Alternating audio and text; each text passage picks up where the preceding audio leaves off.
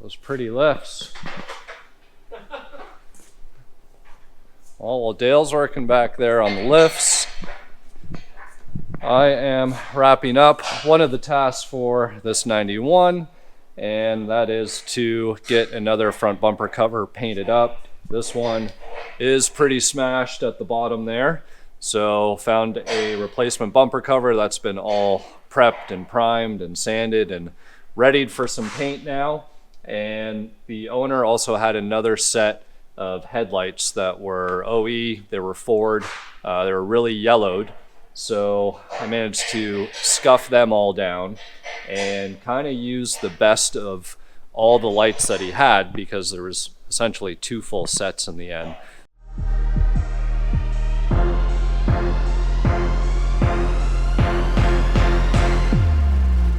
So all I did there is wet sand them down. Started with 400, then went with 600, then to 800. So they are sitting here looking nice and dull, and I'm going to be spraying clear coat on these, and that'll bring them up all nice and shiny and new. I have them organized in a way that it's easy to spray them with the paint gun as I go around. So that's pretty important when you're doing this. You want to make sure that you position yourself in a way that's going to work good and well for you. So these guys are just going back to like a normal clear look. It's not smoked or anything else like that I've done before, and that'll be pretty straightforward. The reason why I like to use clear coat is because clear coat will protect the lenses and it's not going to yellow. So some guys, they'd keep wet sanding this some more, probably up to 1,000, maybe even 1,200 or 1,500, then hit it with some compounds and buff them up, and they will look good. The problem is they will go yellow again. So that clear coat is going to make sure that there's a nice protective coating on there and everything is good. You can see the other front bumper cover sitting down here. Again, this has been all prepped up and sanded down to 800, and it's going to go all body color for now. And then once the clear coat is dry, I'm going to mask off the moldings, and then we'll use some black trim paint and get those painted up black so that they match the theme of the car.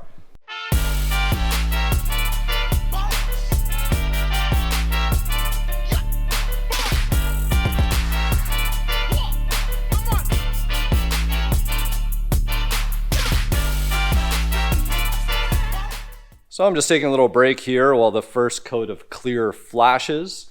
And if you noticed while I was spraying and I hit the headlight kit with that first coat of clear, it's amazing how they go from being all hazy and scuffed to nice and shiny and bright. So that is just 1 coat of clear on there. They're gonna have probably 2, maybe 3 coats. So front bumper cover is looking great. Again, that's just the first coat of clear on it. And items like this can be a little tricky because there's a lot of, grooves and contours and little areas that you want to get full consistent coverage on. It's kind of more important when you're painting the base down, so you can make sure that all your metallic is consistent. You don't want any shadows or cloudiness or anything like that in the base, because once you put that clear on it, there's no going back. You will see, if you see it once the base is down, you're going to see it even more once the clear is on. So you got to make sure that everything is consistent and that your base looks the way that you would want it, and then just envision the clear and the shininess being on top of that. So while this is flashing, and I think I see a small little piece of dirt, I'm going to try and get that with a piece of tape. This guy's going to get 3 good coats of clear as well. It is the front bumper cover after all, so we want to make sure that there is a good protective coating on it and that it can withstand a little bit of driving, so potential stone chips and all that other stuff. So there it is. I threw some snow on the ground earlier to try and soak up any potential dust and stuff that was on there. Painting in a shop like this is really not advisable. Small little items are okay, but really need that paint booth. So one of these days we'll get there. I really enjoy painting. Painting is sort of almost like a meditation for some of you guys who like wash and detail your car and you just kind of feel at peace. It's the same thing when you pick up the paint gun. It's an amazing thing. It's probably something that I wish that maybe I got a little bit more, I guess, training or education in, because a lot of it's just been trial and error. I have been fortunate enough to be guided by a couple really good painters. I introduced you guys to my painter Boogie up in Scarborough, Ontario. He's the one that's actually doing the paint and body on the Dutch number 5 car. And another really close friend of mine is like a fiberglass expert and guru, and his painting skills are next to none. I think we're probably good to go here, so I'm going to go ahead, I'll put the GoPro back up and get this second last coat of clear on.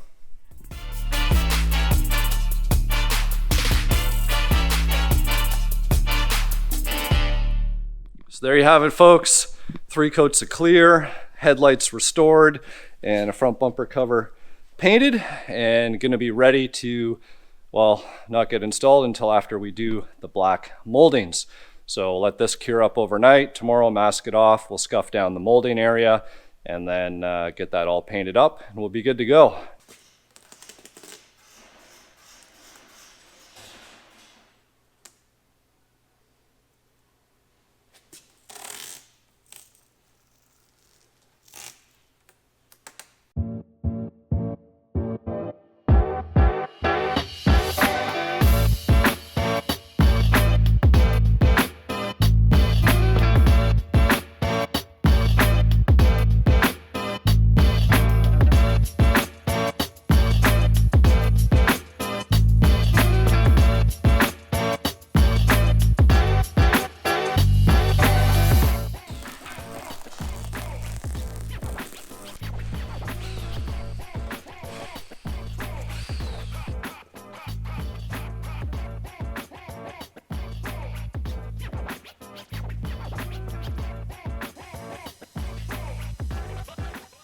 So it's the end of the week here, and about to do one of the last little button-up items on our 4 to 8 project, and that is install this Catback exhaust system. So a friend of mine had the flow tubes and stainless tailpipes off another car that he had, and the owner went and picked up these flowfx mufflers that are made by Flowmaster. I actually used the same mufflers on the 93 Coupe Project Blank. They sound pretty good. At the end of the day, there is a stock H pipe on this car, so it's not going to be overly loud or obnoxious. He was pretty clear. He wants a little bit of a rumble, but it is going to be for his daughter, and he didn't want anything too obnoxious or too noisy. So he is busy polishing up the pony wheels that came on the car, so don't mind the 10 holes. It's not looking very good. We got this front bumper cover replaced and all painted up. All of the headlights, got those sanded down and clear coated up. So those look good, which leaves us with just a few little remaining tasks.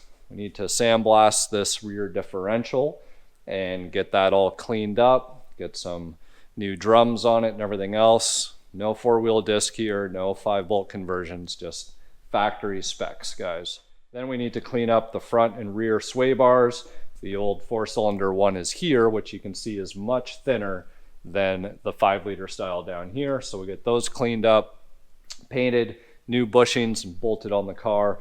And that's pretty much going to be a wrap for the project. The last thing, I'm just waiting for some LED bulbs, and those are for the gauge cluster, because I need to put a 5.0 tach in the car. So I have another cluster that I've already taken the tach gauge out right here. So pretty straightforward to get everything out of this guy, out of that housing. And when I go to take the cluster out of this car, that's when I want to put the LED bulbs in. It'll be a nice little upgrade in the interior. But anyways, for now, start the car up, get it on the hoist, and we'll get this exhaust system all buttoned up.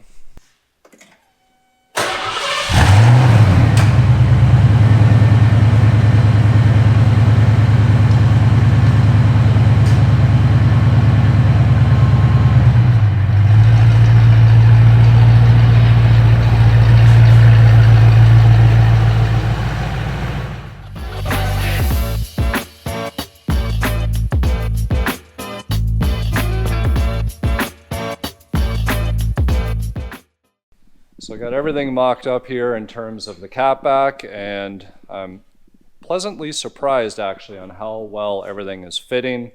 Nothing was cut or hacked, and everything just kind of slid into place. So one of my biggest pet peeves is symmetry and tailpipe alignment.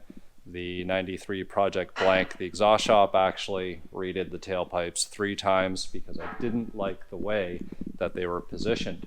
So because this is, I believe it's a genuine Flowmaster catback, everything is pretty much bent and positioned the way that it should be. Now note, we still have the original 7.5-inch differential in here, so was a little tricky getting this one pipe over. Had to drop the shock to be able to maneuver the tailpipe over, but it's there, just checking clearances and everything else.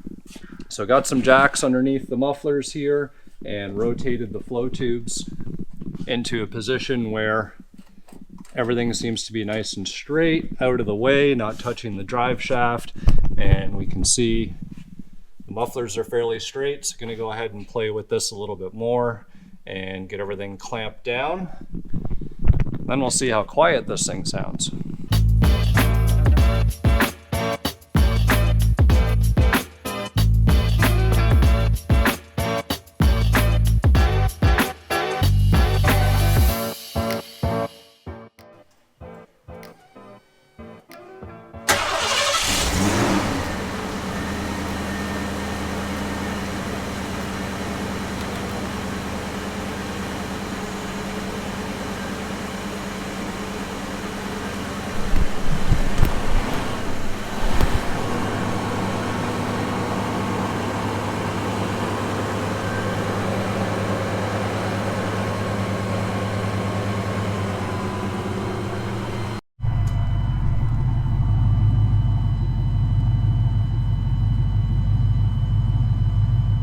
Alright guys, so on the home stretch here, and I just wanted to touch on the gauge cluster differences because I did have to put the 5-liter tach into this cluster. So this is the actual old 4-cylinder gauge face. You can see it red lines at 6,000 RPM, where the 5.0 tach goes all the way to 7,000. So there's a few differences here between the years of clusters as well.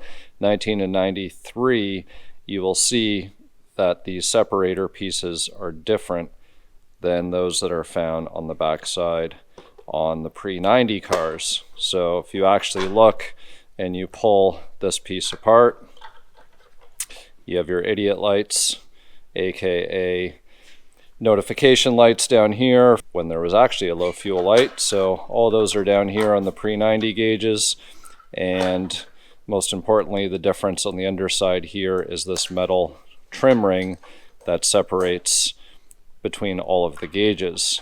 On the newer style cluster, it's actually built in to this black trim piece. So you have some of your lights down the center here, and integrated idiot lights, warning lights, so to speak, are on the bottom side of these gauges. So one interesting thing that you might be asking is, you had to switch the tach from the 4-cylinder to the 5-liter. Well, I only had a pre-90 cluster. So in this case, I actually took the tach out of the pre-90 cluster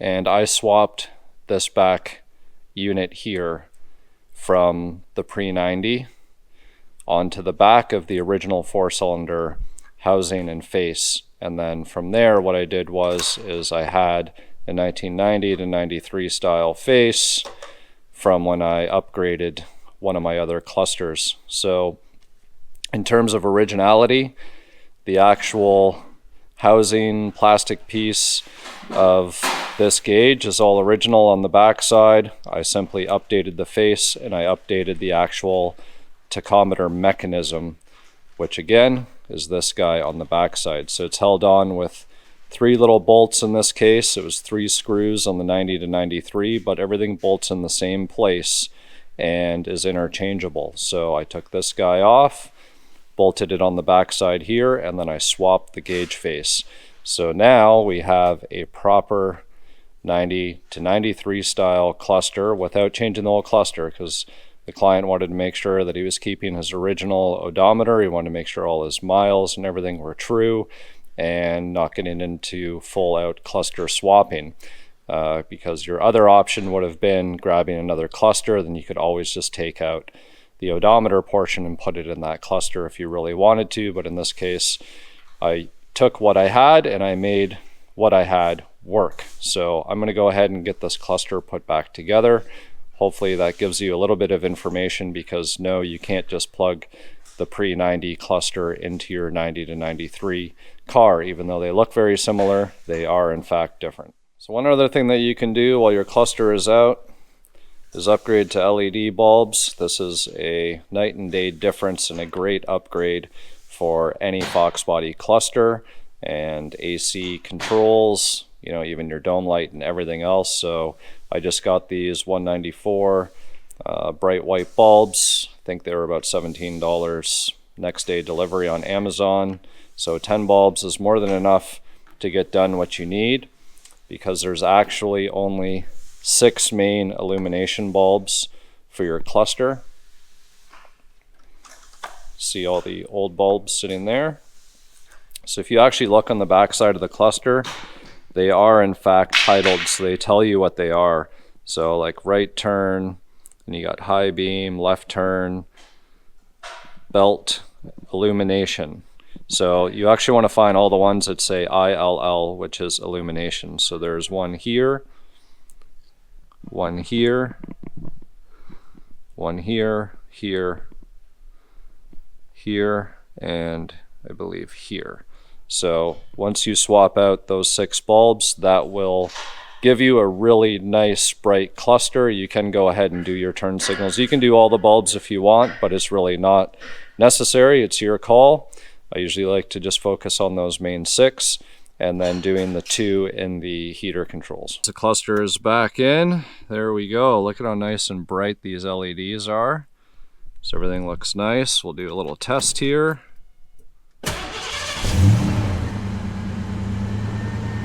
Now we have a tach that doesn't read 1,000 RPM higher than it's supposed to. So that's it for today. Pretty short and sweet, kind of taking my time with some things. And we have the rear end to sandblast and get the spindles, brakes, and all of those underside things sorted out for the car. The weather's been pretty bad here in terms of snow and cold. So hopefully it warms up a little bit and then I can actually pull it outside, let it get up to operating temperature. But other than that, everything seems to run and perform as it should. And really excited to see how this is all gonna turn out and come together.